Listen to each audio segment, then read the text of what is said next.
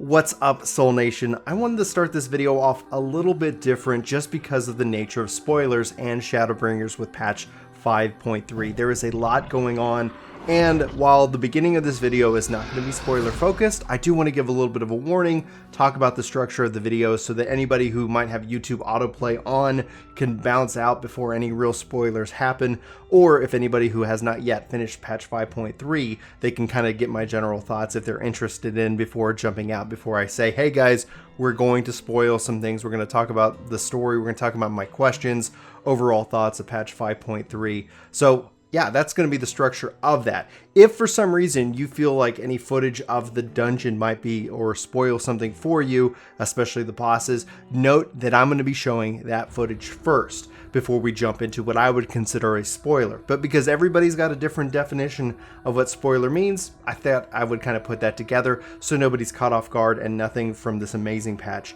is ruined. But anyway, with all that out of the way, you've been warned, and hopefully you're as excited as I am to talk about patch 5.3. On with the video. Final Fantasy XIV, for a game that I've covered for well over 10 years, for a game that I've poured my life and my joy and brought my family into, it does not disappoint. Shadowbringers is perhaps the best expansion, if not the best Final Fantasy story ever told that exists on the planet today. This rivals Final Fantasy Tactics, and depending on the mood I'm in, I'm either going to agree or disagree with myself. However, obviously coming off the high that is Shadowbringers and patch 5.3, I'm inclined to state that as a fact. You're welcome to disagree, and I welcome any kind of disagreement and debate, so please, if you're avoiding spoilers, don't check the description below, don't check the comments below at this video. Now, in my highlights, in my basically notes for this video, I've got 4 bullet points. Pre-spoiler talk, how it made me feel, job changes, haven't played with them all, warrior, love it, wow, that story, and then wow, that raid, but also what? And that's what this video is about. So pre-spoiler talk, I can't express to you how respected Shadowbringers has made my investment in time, both into my personal character and the characters around me. Probably more so with the characters around me than anything else before.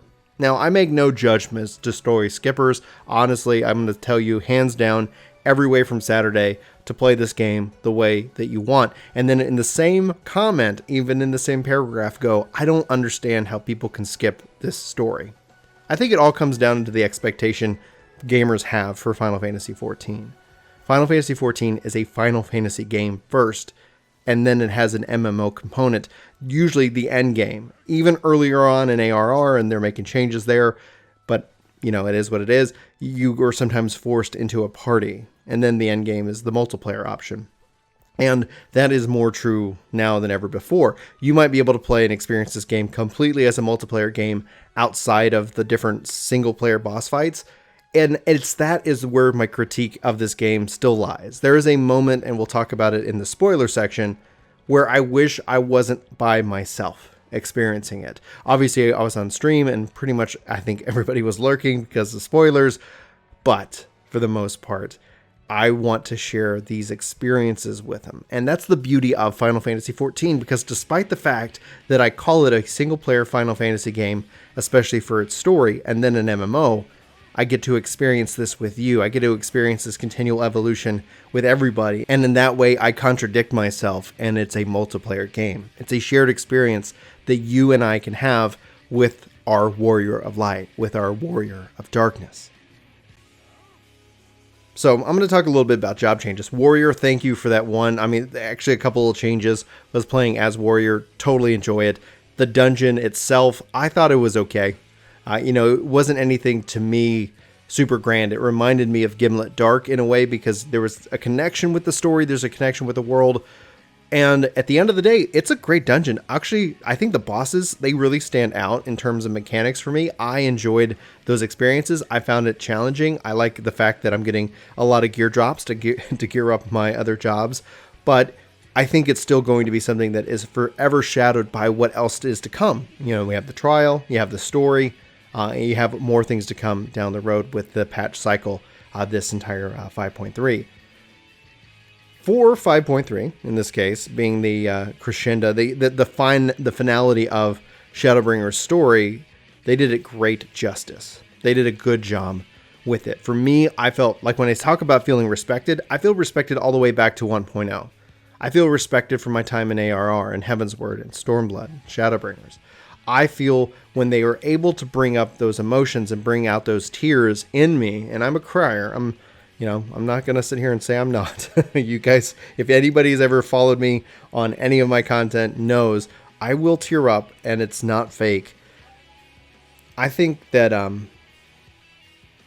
the investment that I've had in my character and in those relationships has been worth it.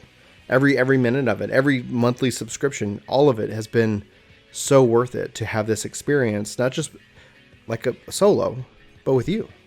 And we could talk about this, and we do talk about this, and we'll continue to talk about this as we go into the rest of it. I haven't experienced like every aspect of the patch itself. I know we have crafting that's coming. For me, I've been really, really excited about the Southern Ocean Front. If you guys haven't heard or seen my coverage of it, like that isn't anything new. That's not going to surprise you. I think the thing that's going to suck me in more than anything else is that. Regarding the raid, not going into the bosses, I thought it was well done. Like, it was such a challenge. It was so great to have an entire group of people willing to put in the work to actually get the clear.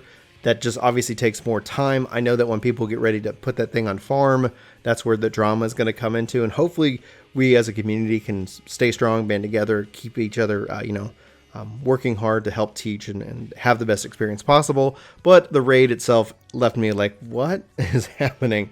And honestly, it continues to reinforce that I have to go finish Nier as a single player game. And if you are new to the channel, I really struggle with the time to put into a single player game. Hopefully xCloud is going to change that, because I do have a lot of options, a lot of different ways to play, and I'm just going to leave it at that for its perspective. So if I was going to rate this this patch from its story, definitely A+. I mean, it just is. I don't know another way to imagine it. If I could rate this patch on its foreshadowing, another A+, knocking it right out of the park. And anybody who's seen my job predictions video will, be like, "Oh my God, Brian called it." I'll just leave it at that. We'll have to play around and see how it goes from there. And if I was going to rate it on the dungeon itself, I would definitely give the dungeon kind of maybe a high C or a low B in that regards, just because it's good. It's good content. But I got to take it as the whole piece. The trial, A+, absolutely. The raid, A+, absolutely. Overall, definitely an A rock solid A for me for what they delivered. The fact the story took me about 5 hours to complete, and that's us still learning the trial. And that's not counting the raid. The raid was another hour and a half, 2 hour investment, and I don't regret any single second of doing any of that. But that's what I'm going to put out for you guys from the non-spoiler perspective, because honestly, I just have questions. I have so many questions. And so at this point, thank you very much for tuning in. Like, favorite, subscribe, share, all that social media nonsense. If you feel like I've earned it here at Ginger Prime, I want to talk spoilers, and I'm going to give you a second in case you're just listening and you're kind of walking around. We're now about to enter spoiler territory. You have been warned. So 5, 4, 3, 2, 1. If you're still with me, you're awesome. And Soul Nation, you got a big brain. That's what you get for being a subscriber here. Extra compliments for subscribers only. Anyway, also, I do want to say, Ethan, thank you so much for being a member, hitting that join button. And if you guys want more Phantasy Star, Final Fantasy content, we got Phantasy Star stuff too. Be sure to check out Ginger Gaming Radio. Link is always in the description. If you get me to 1,000, I'll stop plugging it at the start of videos or somewhere in the between the videos, and we'll focus it completely at the end. All right. Hands down, there was definitely an SHIT moment. And that for me came with, and I'm going to butcher his name, Asai, at the end of it, where he reveals himself as I want to say Fandango, but it's I think that's going to stick for me, and that's unfortunate. As an Ascian who is now in the body of Asai, who has been killed, and thus has access to all the fortune of his house and office. Having the 3 Ascians, the 3 unsundered ones, who were pretty much bossing the other Ascians around, who have been sundered, having them gone, it's probably going to be this free-for-all chaos thing. But at the moment, I have to tell you right now, the theory about that Final Fantasy XIV 2 is coming continues to get stronger and stronger, especially as it leads to the fact that, and thus began the final chapter of our star. The star is in reference to, the at least how I interpret it, their world of Heidelin. Being the final chapter of this. Now, maybe they do another chapter in 1,000 years. And that, for me, when they keep talking about there's more story to come from the beginning, it just seems like, yeah, what happens when the Zodiac Heidelin thing comes to a close? Anyway, when them talking about that, I was like, what?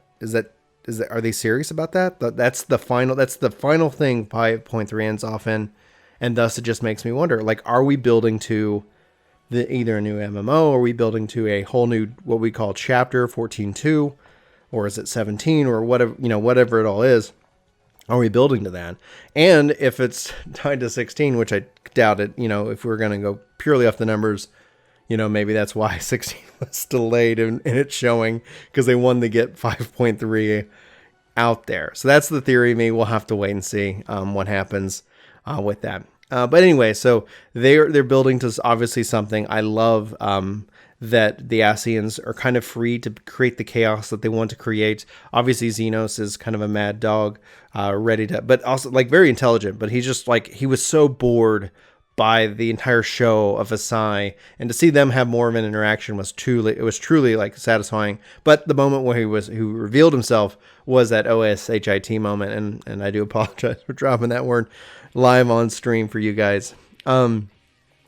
Overall, like, I think that was great, but really what I want to talk about is obviously Elidibus. Elidibus has been this great mystery since he first kind of stepped onto the stage, the white robe Ascian, who's against us, for us, against us, that kind of whole concept, and finally obviously revealing himself as kind of the big bad, revealing himself as or taking on the form of a warrior of light. Thus, and that's one of the reasons why he wanted to encourage more people to be warriors of light, because that fervency that he was able to draw and grow stronger. He had clearly recognized that we were way more stronger than he was.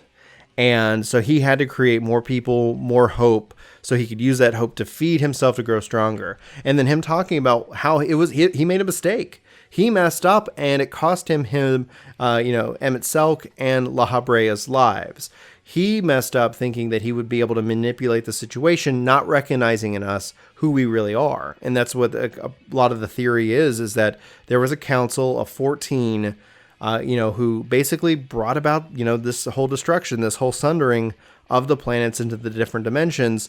And thus, we ended up having this kind of concept, and there was a 14th, and they would roam the world. They weren't sitting, in the council, and their power, I guess, was bringing people to their side. Thus, more allusion to the fact that we are that Ascian from way back in the day, from the beginning, reincarnated, or however, just like Elidibus is in the seat of, or the heart of Zodiark, we are in that way, kind of maybe the heart of Heidelin, or that emissary in that way. Now, I'm not going to sit here and claim to be the most expert lore person. Go to gamerscape.com if you really want that detail.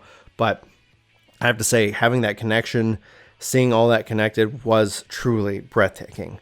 I can't express to you how that felt. Now, I know I'm rambling, and that's the whole point, because I really kind of want to sit down and give my raw thoughts as a gamer, as somebody who's just experiencing this content and wanted to share it with you. The how he justified like his actions, for me, everything then just was clear.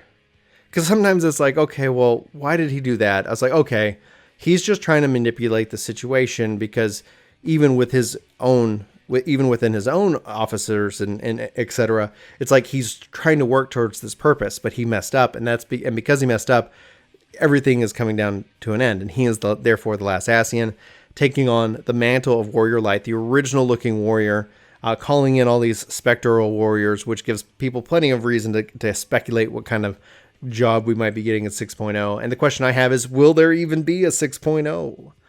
Will we see it? Will it be 14.2?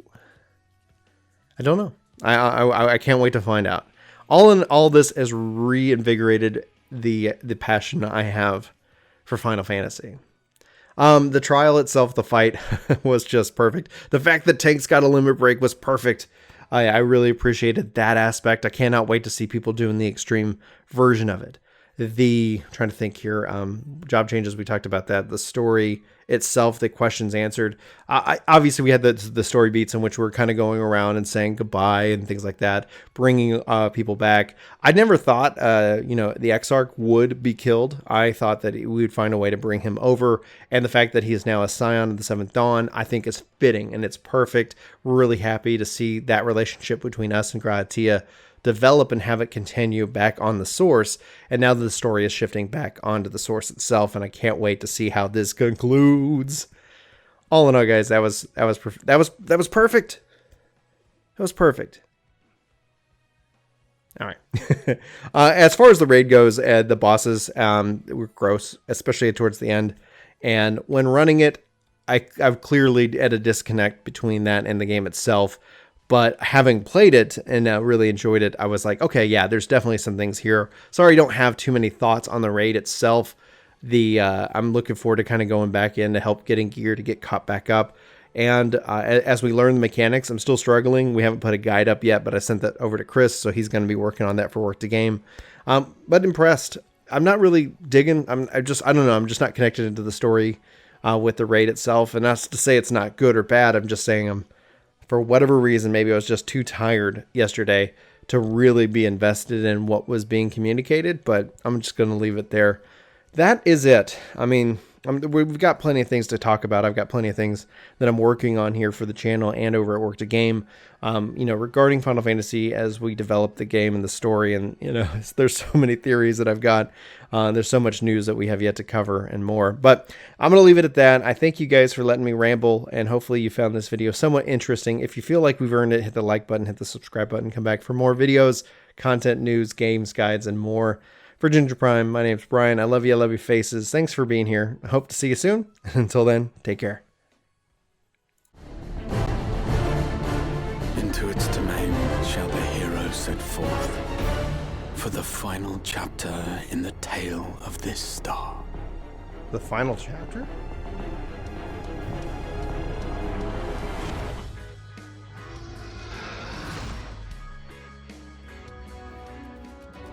This video is sponsored by me, Ginger Prime. Hopefully you'll check out my podcast channel, Ginger Gaming Radio, which we have lots of guests, lots of great conversations, and even more highlights. Links are in the description below. Let me know what you think. Thanks.